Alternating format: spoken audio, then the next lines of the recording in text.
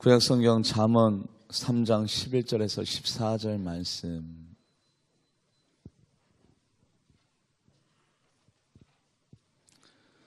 구약성경 913면에 있습니다. 913면 잠언 3장 11절에서 14절 같이 합독해 보도록 합니다. 시작. 내 아들아, 여호와의 징계를 경히 여기지 말라. 그 꾸지람을 싫어하지 말라. 대저 여호와께서 그 사랑하시는 자를 징계하시기를 마치 아비가 그 기뻐하는 아들을 징계한 같이 하시느니라. 지혜를 얻은 자와 명철을 얻은 자는 복이 있나니 이는 지혜를 얻은 것이 은을 얻는 것보다 낫고 그 이익이 정금보다 나음이니라. 아멘. 기도하시겠습니다. 하나님 감사합니다. 오늘 이 거룩한 주일 하나님의 날 우리에게 영성한 믿음과 건강을 더해 주셔서 이 자리에 달려나와서 하나님을 영화롭게 시와 찬미의 대사로 진정된 예배로 하나님 앞에 큰 영광을 올려드릴 수 있게 만드신 하나님 진심으로 감사드립니다. 온전한 영광이 하늘에 올려지게 하여 주시고 합당한 은혜를 내려주셔서 우리 성도님들 하나님 영적인 그리고 육적인 그리고 마음적인 모든 병들이 회복되어지고 치유당하고 문제가 해결되어 또 하나님의 도우심으로 우리들의 삶이 하나님의 역사의 능력의 증거가 되어진 귀한 시간이 되게 하여 주시옵소서. 감사드리며 살아계신 예수님의 이름으로 간절히 기도합나이다. 아멘. 오늘 본문 말씀 잠언 3장 11절에서 12절 말씀 보면 징계를 경히 여기지 말고 꾸지람을 싫어하지 마라. 사랑하는 자를 징계하신다라는 잠언 말씀이 나옵니다. 이 꾸지람과 이 징계를 우리가 어떻게 기뻐할 수 있겠습니까? 그런데 만약에 하나님의 그 감추어진 뜻, 속셈을 알면 고난이지만 기뻐할 수 있습니다. 2019년도에도 여김없이 내 뜻대로만 모든 일들이 다 잘 되어지면 얼마나 좋습니까? 그런데 인생이라는 것이 예외가 있고 또 내 마음대로 다 되어지는 것은 인생이 아닐 거예요. 인생에는 변수가 있고 또 실패가 있습니다. 인생을 흥망성쇠입니다. 성할 때가 있으면 쇠할 때가 있고 또 흥할 때가 있으면 또 안 될 때도 있고 희노애락 기쁘리 성내로 슬프리 즐거울라 희노애락의 반복이 인생인데 그러면 2019년도 안 되어질 때 내 마음대로 되어지지 아니할 때 슬픈 일을 만날 때 고통 중에 있을 때 그날은 우리가 하나님 앞에 영광 안 돌려드리겠습니까? 만약에 그런 날이 내 인생의 절반 가운데 있다면 내 인생의 절반을 하나님 앞에 감사하지 못한 상태로 신앙생활 해 나가겠습니까? 그럴 수 없다는 거죠. 그렇다면 2019년도 물론 축복된 일에는 세상 사람들도 감사할 줄 알아요. 그런데 우리는 믿음 있는 사람, 신앙생활하고 있는 그런 그리스도인 아닙니까? 그렇다면 우리가 정말로 2019년도 하나님 안에서 행복감을 누리고 안정감을 누리고 만족감을 누리려면 이 고난에 대한 해석이 분명해야 되겠다. 고난에 대한 신앙적인 영적인 감각이 잘 서 있어야 되겠다라는 생각을 가지고 오늘 여러분들에게 본문 말씀을 드리게 됩니다. 고난 앞에서 좌절하는 사람이 있고 고난을 계단 삼아 다리 삼아 밟고 더 큰 사람으로 더 많은 업적을 남기는 전화위복의 계기로 만드는 사람들이 많이 있죠. 존 버니어는 감옥에 갇혔을 때의 철로역정이라는 아주 위대한 여러분들 철로역정이라는 책을 꼭 한번 읽어보세요. 저도 아주 감명 깊게 철로역정이라는 그 책에 감옥에 갇혀 있지 아니하는 상태에서는 절대 나올 수 없는 아주 인생의 깊은 썩듯이 숨겨져 있는 교훈들로 철로역정이라는 책이 어떻게 나오게 되느냐? 바로 그 저자가 감옥에 갇혔을 때의 인생의 쓰디쓴 잔을 마시고 인생의 고난 가운데 있을 때에 아주 이렇게 깊은 책을 저술할 수 있었다는 것처럼 파스텔로도 마찬가지입니다. 파스텔은 사람이 직접 반신불수를 경험하고 난 다음에 이 인류에는 면역 체계가 필요하구나. 본인 스스로가 반신불수가 되고 난 다음에 면역 체계를 개발해 내었던 것처럼, 프란시스 파커먼이라는 미국사라는 이렇게 두꺼운 20권의 미국의 역사를 집대성한 저자가 있는데, 그 저자는 시력이 아주 형편없이 연약해져 있는 상태에서도 미국사의 20권의 아주 큰 대작을 집대성하였고, 에디슨은 청각장애자 였을 때 추궁기를 개발했고, 밀턴은 시각장애, 앞이 하나도 보이지 않는 상태에서도 신락원이라는 아주 유명한 책을 기술하였습니다. 루즈벨트 대통령 같은 경우에는 지체장애인이었죠. 그래서 이 세상엔 고난 앞에 엎드려지는 자가 있습니다만 그 고난은 넘는 자들이 있는데, 고난을 넘으면 너무나도 많은 유익과 너무나도 많은 영적인 열매가 우리의 삶 가운데 반드시 맺어지게 될 것을 여러분들이 믿으시기를 주님의 이름으로 간절히 축복합니다. 오늘 본문 말씀은 아닙니다만 사사기 3장 1절에서 2절 말씀 같이 합독해 보도록 하겠습니다. 시작. 여호와께서 가나안의 모든 전쟁을 알지 못한 이스라엘을 시험하려 하시며 이스라엘 자손의 세대 중에 아직 전쟁을 알지 못하는 자들에게 그것을 가르쳐 알게 하려 하사 남겨두신 이방민족, 이스라엘 백성에게 남겨두신 이방민족은 뭡니까? 적군이자 시험거리죠. 고난이자 시험거리입니다. 하나님이 왜 이스라엘 백성을 해서 남겨놓으셨대요? 뭐 때문에요? 그것을 가르쳐 알게 하시려고. 하나님의 속뜻이 있어요.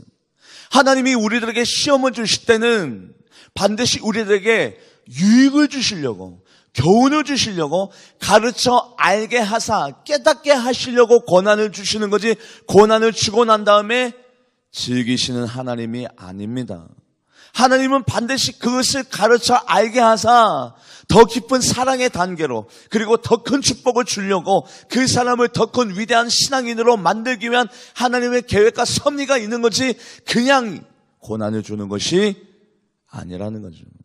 그렇다면 이방 민족은 이스라엘에게, 그들에게 있어서는 고난의 대상이지만 하나님 입장에서는 이스라엘 백성을 가르치고 알게 하시고 깨닫게 하시고 축복을 주시기 위한 하나님의 섭리와 계획인 것을 여러분들이 믿으시기를 주님의 이름으로 간절히 축복합니다. 그런데 이스라엘 백성은 몰라요. 하나님 왜 이방 민족을 남겨놓았습니까? 애굽에서 40년간 그렇게 고생을 해서 가나안 땅에 들어가서 모세와 여호수아를 통해서 모든 조건들을, 모세는 가나안 땅에 입성하기 전, 여호수아는 가나안 땅에 들어가고 난 다음에 그렇게 7 족속들을 다 물리쳤는데, 사사시대 때 여호수아를 통해서 다 물리쳐야 될 적군들이 아직까지도 이곳저곳 저곳 이곳에 남겨져 있는 거예요. 그래서 이스라엘 백성들은 너무 의아합니다. 하나님 왜 아직까지도 이 가나안에 있는 적군들이 아직 살아 숨쉬고 있는 겁니까? 왜 이곳저곳에 우리의 적군으로 아직 남겨져 있는 겁니까? 그들은 의아하고 그들은 서운한 마음으로 하나님을 바라보고 있습니다만, 하나님은 가르쳐 알게 하고 깨닫게 하고, 그리고 그들이 온전히 하나님을 더욱더 순종하고 잘 섬겨서 더 큰 축복을 주려는 하나님의 의도와 계획이 비단 이스라엘 민족에게만 있습니까? 우리 인생에도 있습니다. 여러분들 앞에 2019년도 이런저런 모양으로 고난과 아픔이 찾아올 때에 여러분들이 오늘도 변함없이 의의 길을 걸어가고 있다라면, 내가 변함없이 하나님의 품 안에서 예배자로 살아가고 있음에도 불구하고 고난이 나에게 다가왔다라면, 이것은 필시 하나님이 나를 가르치고 알리시고 깨닫게 하시고 하나님의 축복을 주시기 위한 하나님의 섭리인 것을 여러분들이 믿으시기를 주님의 이름으로 간절히 축복합니다. 이런 감각을 가지고 있다면 오늘 잠언 말씀에 나와 있는 것처럼 징계를 경히 여기지 말고 꾸지람을 싫어하지 말아라. 징계는 사랑하는 사람에게 준다라는 이 말씀이 믿어지게 될 터인데, 자, 그렇다면 이 고난을 통해서 하나님이 정말로 이스라엘 백성에게 가르치기 원한 교훈은 무엇이냐? 같이 한번 말씀을 읽어볼까요? 사사기 3장 4절. 사사기 3장 4절 말씀. 사사기 3장 4절 말씀 합독해 보도록 합니다. 시작. 남겨두신 이방 민족들로 이스라엘을 시험하사 여호와께서 모세를 통하여 그들의 조상들에게 이르신 명령들을 순종하는지 알고자. 이방 민족, 즉 적군들을 통해서 이스라엘 백성이 순종하는지 안 하는지를 어떻게 알고 싶어 하셨습니까? 적군들이 있습니다. 자기의 힘대로 싸웠더니 어떻게 해요? 적군들에게 이겨요, 져요? 져요. 하나님을 의지하고 하나님의 방법대로 싸웠더니 적군들에게 이깁니까? 집니까? 이겨요. 그래서 전쟁을 알지 못하는 이방 민족들, 그리고 전쟁을 알지 못하는 이스라엘 백성들, 이 전쟁을 알지 못하는 모세가 누군지 여호수아가 누군지를 잘 모르는 이스라엘 백성들에게 그 적군들을 남겨놓으신 이유는 하나님 말씀에 순종하면 너희들이 살 것이고 하나님 말씀에 순종하지 아니하면 너희들이 죽을 것이다라는 것을 가르치기 위한 하나님의 계획으로 이방 민족들을 남겨두었습니다. 그들이 처음부터 순종했느냐? 아니에요. 처음에는 그들이 자기들의 힘으로 전쟁에 나가서 이길 수 있다는 자신감이 있었습니다. 교만함이 있었습니다. 교만한 사람은 하나님을 절대 의지하지 아니하죠. 그래서 고난을 통해서 먼저 우리가 무엇을 깨달아야 되냐면 나는 너무나도 부족한 존재이구나. 연약한 존재이구나. 하나님 없이는 살아갈 수 없구나. 그것을 하나님이 먼저 우리가 깨닫기를 원해요. 그렇기 때문에 오병이어의 기적 때 안드레와 빌립과 그 제자들에게 예수님이 먼저 그 제자들에게 부탁하신 말씀은 어떤 말씀이냐면 이 5,000명을 어떻게 먹여야 되느냐가 아니라 너희들이 갖고 있는 것이 무엇이냐. 지금 고난이 찾아왔습니다. 아주 몇 끼 동안 예수님의 말씀을 듣느라고 5,000명이라는 사람이 굶고 있습니다. 고난이 찾아왔어요. 고난을 통해서 예수님이 제자들에게 그리고 그 이스라엘 백성들에게 알리고 싶은 메시지는 뭐냐면 이 고난을 너희들의 힘으로 헤쳐나갈 수 있느냐? 너희들이 갖고 있는 것이 무엇이냐? 먼저 그것을 예수님이 제자들과 이스라엘 백성에게 물었습니다. 던졌습니다. 우리도 마찬가지예요. 고난 앞에서 내가 무엇을 할 수 있지? 나의 능력의 한계치가 어디지? 나의 이 부족함으로, 나의 이 무능력함으로 이 고난을 어떻게 헤쳐나갈 수 있을까?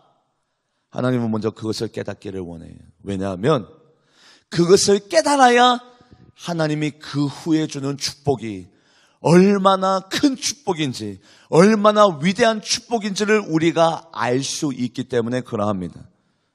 오병이어의 기적 가운데 예수님이 제자들과 그 백성들에게 먼저 요청했던 부탁, 너희들이 갖고 있는 것이 얼마나 되냐.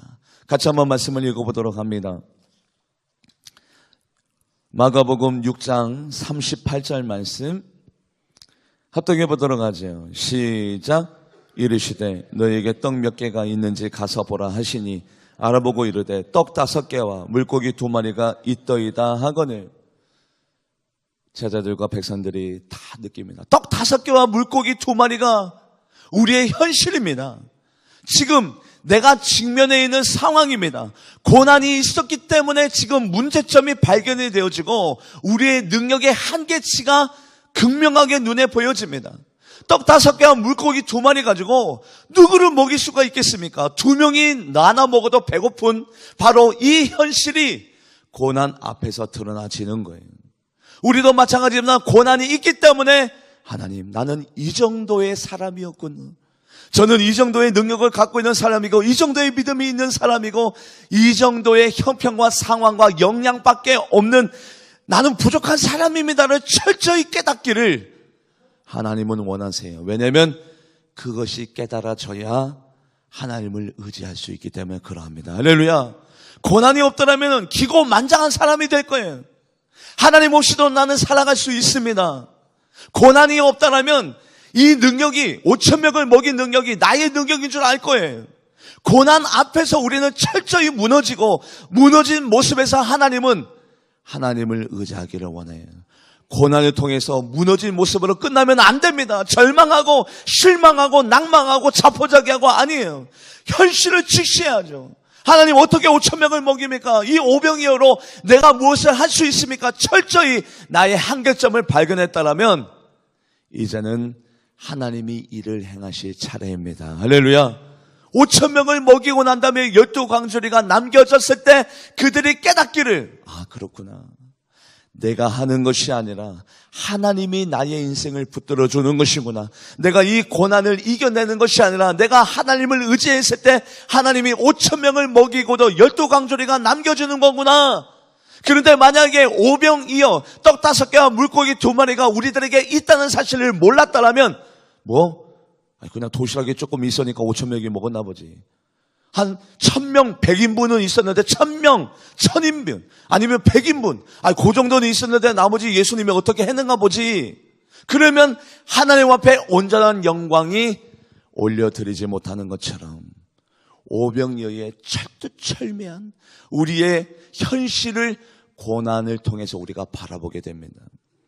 사르밧 과부 집에 가서도 똑같은 방법으로 엘리야와 사르밧 과부를 하나님이 먹이셨죠. 먼저 고난이 찾아왔습니다. 그 인근 지역에 기근이라는 고난이 찾아왔습니다. 특별히 사르밧 과부 집에는 밀가루 한 움큼 그리고 기름 아주 조금, 이것을 먼저 경험하게 됐어요. 우리는 고난을 경험하면 먼저 나의 한계성이 발견되어집니다. 하나님, 내가 이렇게 연약한 존재였군요. 부족한 존재였군요. 하나님, 이것을 통해서 어떻게 나를 먹이고, 엘리야 나를 먹이고, 어떻게 이 과부와 이 아들이 먹을 수가 있겠습니까? 먼저 현실을 바라보게 하시고 난 다음에 하나님께서는 축복을 주시죠. 같이 한번 말씀을 읽어보도록 합니다. 열왕기상 17장 11절에서 12절 말씀 합독해 보도록 합니다. 시작. 그가 가지러 갈 때 엘리야가 그를 불러 이르되 청하건대 내 손에 떡 한 조각을 내게로 가져오라. 그가 이르되 당신의 하나님 여호와께서 살아계심을 두고 맹세하노니 나는 떡이 없고 다만 통에 가루 한 움큼과 병에 기름 조금뿐이라. 내가 나뭇가지 둘을 주워다가 나와 내 아들을 위하여 음식을 만들어 먹고 그 후에는 죽으리라. 아멘. 하나님, 고난을 통해서 내 자신을 알아야 돼요. 고난을 통해서 나의 능력의 한계치를 분명히 알고 있어야 돼요. 그것을 알고 있을 때에 하나님의 도우심과 하나님의 역사심과 하나님의 풍성한 사랑으로 나를 도와줬을 때에 온전한 영광을 하나님 앞에 올려드릴 수 있는 겁니다. 할렐루야. 만약에 고난이 없다면 나의 한계점도 몰라요. 하나님이 나를 얼마나 도와주셨는지도 몰라요.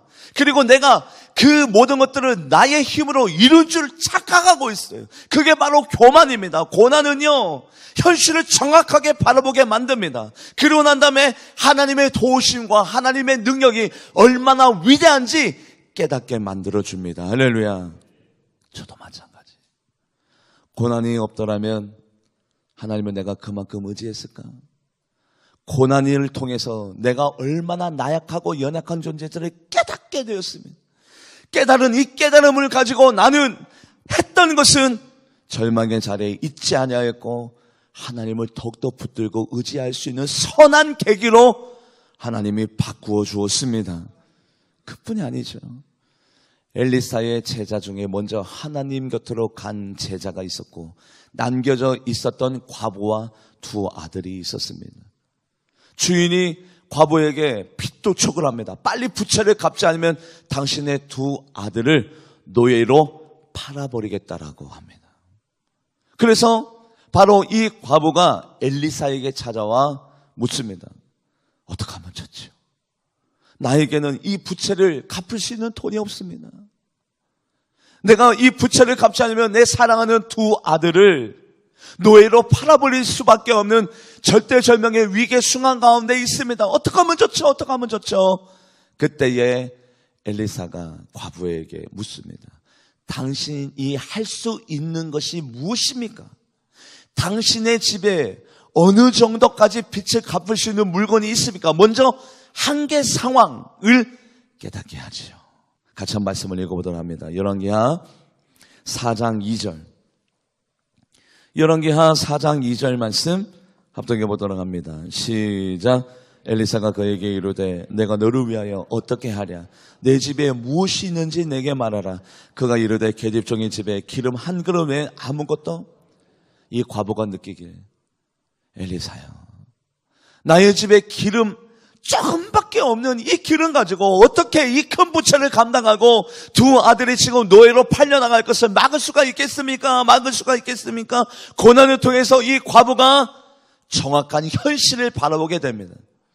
나의 수중에 얼마가 있는지, 내 능력이 어느 정도까지인지, 그리고 내 한계 상황이 어느 정도까지인지 철저히 깨닫게 만듭니다. 깨닫게 만들고 난 다음에 결국에는 그릇을 빌려와, 그릇을 될 수 있는 만큼 많이 그릇을 빌려와 그 조금 남겨져 있는 그 기름을 그 그릇에다가 붓습니다. 붓는데 기름이 끊어져요? 안 끊어져요? 안 끊어져요. 그릇을 빌려온 만큼 안 끊어집니다. 끊임없이 기름을 붓습니다. 그랬더니 하나님의 축복이 아주 선명하게 보여요. 원래 기름이 조금밖에 없었는데 하나님의 축복은 보도 마르지 않아서 그 기름을 다 팔고도 빚을 다 갚고 난 다음에 이 과부의 집이 앞으로 생활하는데 생활비가 모자라지 아니하도록 바로 거기까지 하나님께서 채워주었습니다. 할렐루야. 기름이 조금밖에 없었던 것은 우리의 현실이에요. 고난 앞에 당면한 나의 현실. 나머지 두 아들이 팔리우지도 아니하고 남은 여생 동안에 물질 때문에 고통당하지 아니하는 바로 이 부분은 하나님의 능력과 권능입니다. 고난은 우리들에게 바로 이 축복의 선을, 영광의 선을 분명하게 가르쳐주고 알려줍니다. 할렐루야. 기드온 300용사로 13만 5천 명의 미디안 군사를 물리쳤죠. 중요한 것은 무엇입니까? 13만 5천 명이 아니라 내 현실은 300이에요. 300명이에요. 300명인데 하나님의 능력과 권능으로 이 고난 앞에서 나의 현실은 300명인데 하나님의 능력과 권능으로 13만 5천 명을 물리치고도 이길 수 있는 하나님의 능력과 권능이 300명을 제외한 그 모든 것들이 선명하게 우리들 눈에 보여질 때에 온전한 영광을 하나님 앞에 올려드리게 될 줄 믿습니다. 히스기야 왕이 아수르 사네립 왕이 쳐들어왔어요. 히스기야 왕이 기도합니다. 아수르 사네립 왕이 군사 몇 명을 가지고 쳐들어왔느냐? 18만 5천 명이라는 대군을. 그런데 히스기야 왕에는 그럴 만한 능력이 없는 거예요. 그래서 열심히 성전에서 하나님 앞에 기도합니다. 그리고 난 그 다음날 아수르 왕 사네립 진영 가운데 하나님께서 그들을 멸하여 주셨는데 18만 5천 명이 송장이 되었습니다. 아군의 피해는 몇 명이었습니까? 한 명도 없어요. 한 명도.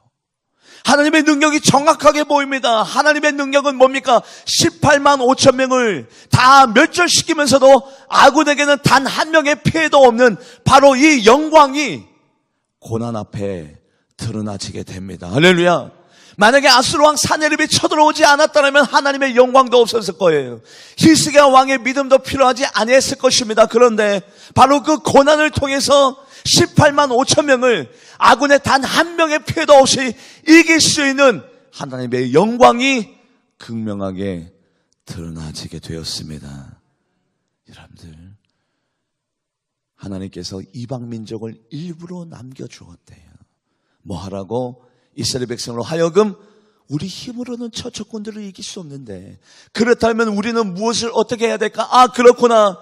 모세처럼, 요수아처럼 하나님을 붙들고 의지하면 여리고 성도 무너질 것이고 그리고 아말렉과의 군사와도 싸워 이기게 될 것이고 바로 이러한 능력과 권능이 그들에게 나타나기를 원하는 마음으로 하나님께서 일부러 이방 민족들을 이스라엘 백성에게 남겨주었다라면 고난은 반드시 해피엔딩으로 끝나게 될 것입니다. 할렐루야. 여러분들이 의의 길을 걸어가고 있음에도 불구하고 예배 자리에 나와서 하나님을 신실하게 붙들고 있음에도 불구하고 여러분들에게 고난이 다가왔다라면 이 고난은 반드시 축복을 부르는 통로가 될 것입니다. 하나라는 사람이 있죠. 엘가나 남편이 있었습니다. 참 잘해줬지만 분인나가 끊임없이 격동하게 되었죠.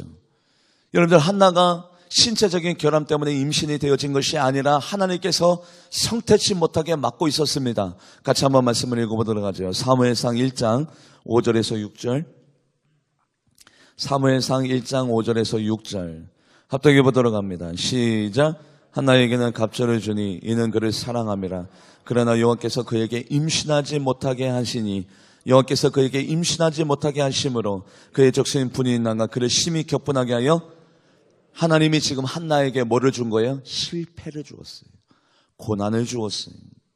하나님이 한나를 힘들게 하려고 고난을 준 것이 아니라 한나는 그 실패를 통해서 하나님의 성전 앞으로 달려나와 무릎 꿇고 통곡하며 오래오래 기도하고 얼굴에 수색 없이 근심 없이 그 기도의 자리를 떠납니다. 고통이 한나를 기도의 자리로 불렀어요. 하나님 또한 한나가 기도가 쌓일 때까지 한나에게 고통을 주었습니다. 뭐 때문에요? 한나를 통해서 구약에 걸출한 인물 사무엘 선지자를 한나에게 주시기 위해서 기도를 부르는 실패를 주었던 거예요. 이 실패는 고통의 실패가 아니라 기도를 부르는 실패를 주었던 것이고, 기도를 가능하게 만든 이 실패는 반드시 엄청난 하나님의 축복과 위로로 되갚아지더라. 할렐루야. 우리들에게도 2019년도 소원이 있습니다. 소원. 한나에게도 소원이 있었죠. 하나님, 아들 한 명만 주세요. 아들 한 명. 한나의 소원은 아들 2명도 아니고 아들 1명이었습니다. 애석하게도 딸을 달라고 하진 않았어요. 아들 1명. 이 소원이 우리 모두에게도 있습니다. 저에게도 2019년도 비전이 있습니다. 꿈이 있습니다. 소원이 있습니다. 기도 제목이라는 것은 무엇입니까? 나에게 이루어진 일입니까? 안 이루어진 일입니까? 안 이루어진 일이니까 당연히 기도 제목이겠죠. 소원이라는 것은 무엇입니까? 내가 그 대상이 철저히 나에게 지금 궁핍이 있고 손실이 있고 결여가 있는 것이 소원입니다. 이미 이루어진 것은 소원이 될 수 없고 이미 성취된 것은 기도 제목이 될 수 없어요. 그런데 우리들에게 소원과 기도 제목과 비전이 있는데 이것은 반드시 우리들에게 하나님이 주신 기도 제목이라면 반드시 우리들에게 이것은 슬픔으로 끝나지 아니하고 기쁨으로 끝나게 될 것입니다. 할렐루야. 왜냐하면 너희 가운데 행하시는 이는 하나님이시니 자기의 어떤 뜻을 위하여? 기쁘신 뜻을 위하여 너희로 소원을 두고 행하게 하시나니. 할렐루야.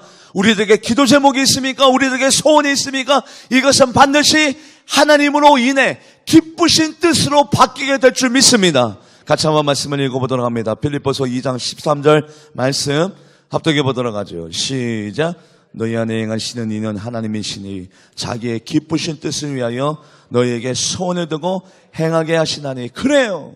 나의 기도 제목은, 나의 소원은, 나의 비전은 하나님으로 인해 지금은 그 기도 제목이, 그 소원이 나에게는 실패지만, 하나님 나는 물질이 없네요. 실패지만, 하나님 나는 자녀들이 나의 속을 아프게 합니다. 자녀라는 실패가 나에게 있지만, 그런데 그 기도 제목과 그 소원은 나에게 반드시 미래 가운데 기쁨으로 바꾸어 줄 수 있는 하나님의 축복하심이 우리들에게 있을 거예요. 지금 현실이 눈에 보입니다. 오병이에요. 에게 하나님 이거 가지고 내가 무엇을 할 수 있습니까? 하나님 이 기름과 이 밀가루 가지고 내가 무엇을 할 수 있습니까? 아니에요. 철저히 현실 앞에서 엎드려지세요. 교만하지 말고 겸손해지세요. 이거 가지고 내가 할 수 있는 것은 아무것도 없습니다. 그러나 하나님은 바꿔줄 줄 믿습니다. 슬픔을 기쁨으로, 아픔을 고통을 희망으로, 축복으로 바꿔줄 줄 믿습니다. 한계를 정확하게 알아야 온전한 영광을 하나님 앞에 올려드릴 수 있어요. 하나님이 우리에게 기쁘신 뜻을 위하여 소원을 행하게 하실 때 우리 하나님은 아주 부상하신 하나님, 인색하시는 하나님이 아니라 한나에게 아들 1명만 죽었습니까? 아니죠. 아들 3명과 딸 2까지 부상하게 응답하세요. 그래서 우리 하나님은 우리 가운데 축복을 주실 때 나의 하나님이 그리스도 예수 안에서 영광 가운데 풍성하게, 어떻게 해요? 풍성하게. 너희 부분적으로 쓸 것을 아니요, 너희 모든 쓸 것을 채우시느니라. 할렐루야. 우리 하나님은 뺏어가는 분이 아니라 채우시는 하나님인데, 우리의 소원, 우리의 비전, 우리의 꿈을 채우시는 하나님인데, 어떻게 채우시는데? 모든 것을, 이것은 채우고 이것은 뺏어가고 이것은 결여대로 놔두고 이것은 상실대로 놔두고가 아니라 모든 쓸 것을 채우시는데, 풍성하게 우리의 입술을 통해서 뭐하게? 하나님 앞에 영광이 올려질 수 있도록 풍성하게 채우신대요. 할렐루야. 같이 말씀을 읽어보도록 합니다. 빌립보서 4장 19절 말씀 합독해 보도록 합니다. 시작. 나의 하나님이 그리스도 예수 안에서 영광 가운데 그 풍성한 대로 너희 모든 쓸 것을 채우시리라. 아멘. 이것이 바로 우리가 지금 기도하고 있는 기도 제목이, 이것이 바로 우리가 가슴에 품고 있는 소원이에요. 하나님은 우리 가운데 역사하시는 능력대로 우리가 구하는 것이나 생각하는 것이나 거기에 더 넘치도록 능히 하실 수 있는 분이 내가 아니라 하나님입니다. 하나님. 내가 하는 것이 아니에요. 내가 하려고 하면 하나님은 이방 민족을 세워요. 한번 해봐라. 이방 민족 적군들을 세워놓습니다. 그래, 네가 한번 해봐라. 할 수 있는 거 한번 보자. 네가 그래도 순종하지 아니할래? 너 그래도 나에게 엎드려지지 아니할래? 우리가 교만하면요, 내 힘대로 하려면 하나님은 오히려 더 시험거리를 이곳저곳에 둡니다. 이방 민족을 세워둡니다. 전쟁을 알지 못하는 나 같은 자, 교만한 자, 내 힘대로 나는 이길 수 있다는 자, 바로 이런 사람들을 위해서 하나님은 이방 민족을 세우는데, 능력은 누구에게 있느냐? 같이 한번 말씀을 읽어볼까요? 에베소서 3장 20절 말씀 합독해 보도록 합니다. 시작. 우리 가운데 역사하는 능력대로 우리가 구하는 생각은 모든 것에 더 넘치도록 능히 하실 이에게. 아멘. 그리고 여러분들, 이것만은 잊어버리지 마세요. 고난은 끝이 있습니다. 의인도 몇 번 넘어져요? 7번 넘어져요. 우리도 똑같이 배고플 때가 있고 아플 때도 있고 억울할 때도 있고 경제적으로 그리고 육체적으로 영혼적으로 궁핍할 때가 있어요. 의인도 넘어져요. 그런데 우리가 명심할 것은, 그럼에도 불구하고 하나님을 의지하고 하나님을 붙들고 있으면 의인은 7번 넘어져도 다시 일어나거니와. 할렐루야. 다시 일어납니다. 하나님께서 회복시켜줍니다. 우리의 믿음이 단단해지고 있으면, 예배자를 떠나지 않고 있으면, 하나님만 바라보고 있으면 의인도 7번 시험을 당하고 넘어지지만 하나님이 이렇게 세워주십니다. 말씀을 같이 읽어보도록 합니다. 잠언 24장 16절 합독해 보도록 하지요. 시작. 대저 의인은 7번 넘어질지라도 다시 일어나거니와 악인은 재앙으로 말미암아 엎드려 지느니라. 아멘. 이때까지 제가 여러분들에게 약 25분간 말씀드렸던 이 모든 말씀이 딱 3구절 안에 함축되어 있는데, 결론적으로 욥기서 5장 17절에서 19절 말씀 같이 합독해 보도록 합니다. 시작. 볼지어다 하나님께 징계받는 자에게는 복이 있나니 그런즉 너는 젖는 자의 징계를 업신여기지 말지니라. 하나님은 아프시게 하시다가 싸매시며 상하게 하시다가 그의 손으로 거치시나니 6가지 환난에서 너를 구원하시며 7가지 환난이라도 그 재앙이 내게 미치지 않게 하시며. 아멘이십니까? 아멘. 2019년도 고난과 상처와 아픔 때문에 교회를 떠나간다는 말씀, 내가 이 사람 때문에 저 사건 때문에 내가 도무지 신앙생활을 못하겠다는 말씀, 우리들의 입술 가운데 다 사라져버리고 오히려 고난이 뭐래요? 욥은 고난을 복이라고 했어요. 왜요? 고난 다음에 하나님의 위로하심이 있기 때문에, 고난 다음에 하나님의 축복이 있기 때문에, 이 고난은 우리들에게 슬픔의 고난이 아니라 우리들에게 가르쳐 알리기 위한 하나님의 섭리요, 하나님의 계획이라면 고난 다음에 따라오는 하나님의 위로와 축복이 여러분들의 것이 되기를 주님의 이름으로 간절히 축복합니다.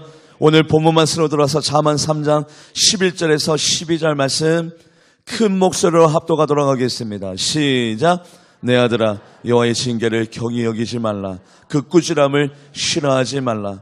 대저 여호와께서 그 사랑하시는 자를 징계하시기를 마치 아비가 그 기뻐하는 아들을 징계한 같이 하시느니라. 아멘. 기도하시겠습니다. 하나님 감사합니다. 옛적에는 고난 앞에서 그냥 울기만 하고 찢겨진 상심한 영혼을 가지고 하나님을 원망했지만 이제는 내가 달라질 것입니다. 고난을 통해서 더 큰 신앙인, 고난을 통해서 내가 기도의 자리를 고수할 것이며 아픔을 통해서 주님을 더욱더 의지하고 주님을 붙들고 살아가기로 결단하고 다짐하였습니다. 고난을 통해서 나의 형편을 바라봅니다. 나는 5병2엽밖에 없었군요.